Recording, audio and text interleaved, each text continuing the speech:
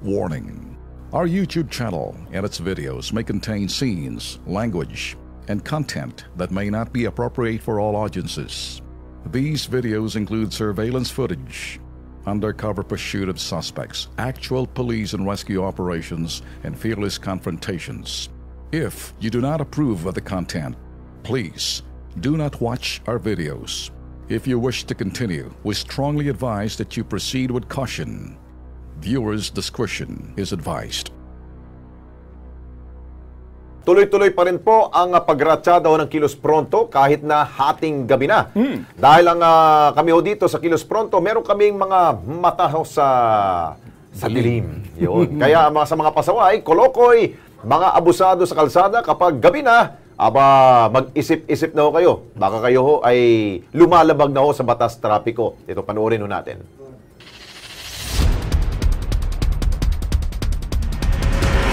Rumuronda, nagmamasid, tinitiktikan ang bawat galaw at eksena. Sadyang mapagmatyak ang aming lente.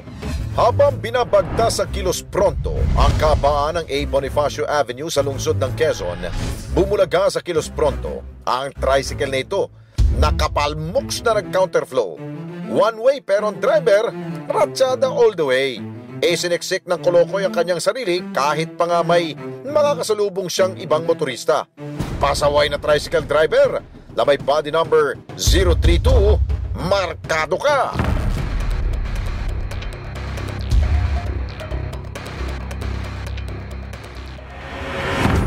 Yan ay sample pa lamang ho sa mga ginagawa ho ng ating po mga night brigade ng Kilos Pronto. I'm sure kayo ho siguro maging mabait na ho kayo sa kalye ngayon kapag gabi, ha? Meron pong mga mata ho kami diyan. Well, ngayon pala bumubusina na ho kami. Ito sa inyo nagbibigay babala. Baka makilos pronto ho kayo. Baka makilos pronto ho kayo. Kapag nakilos pronto ho kayo, hindi ho kami magatubiling ilabas ho ang inyong kapangitan ka inyong pagiging pasaway tulad na nakikita nyo. Marami ho yan sa gabi. Alam mo ba, Lex? Oo. Kasi ang akala nila tulog na sa pansitan, tulog na sa bahay.